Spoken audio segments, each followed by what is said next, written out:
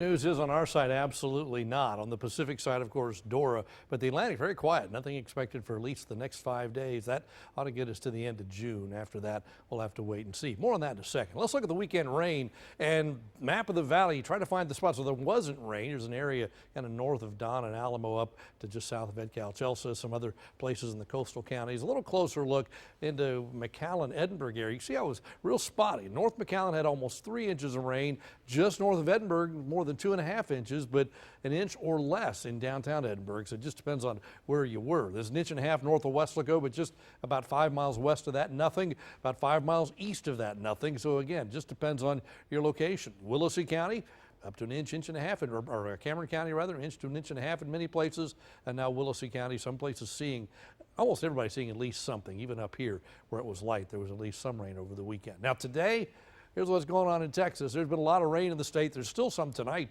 up in south central Texas, up around San Antonio. Still have an upper air disturbance in the region that's kind of hanging out and won't be completely gone until probably the weekend. So as we make our way there, the system just kind of hangs out nearby. So rain possible. There's your timeline up there. Wednesday, then Thursday, still spotty showers possible. By Friday, we start to bridge the gap between the high to the east and the high to the west. It's the weakness between those two highs.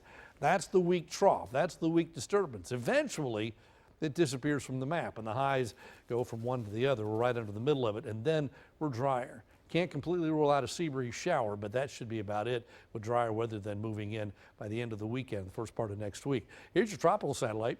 Nothing organized at all. The Caribbean, there are clouds. Here's some stuff off our coast, but for the most part, nothing. In the Atlantic, quiet as well. There's Dora, a closer look at Hurricane Dora. That's, again, the cloud shield down pretty much off the coast, but there's still some of the outer rain bands bringing some rain to the west coast of Mexico, but the system's moving to the northwest, so not a threat to land directly at all.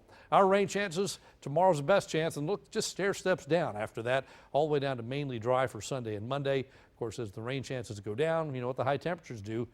They go the other way. They go up, up, up, and by the end of the week and the weekend, you're looking at highs close to 100 again. So tonight, 76 for a low under partly cloudy skies. Still could be a shower or two, but for the most part, it's a dry night. Then tomorrow, mostly cloudy with scattered showers and a thunderstorm. Chance of rain tomorrow, 60% with a high of 90. We go 90, 92, 93. And it just keeps going up from there. And as the temperatures go up, the rain chances fade away. You see more sunshine. Nighttime lows for the most part, mid to upper 70s throughout the forecast period. And that is your updated First Warn 5 forecast.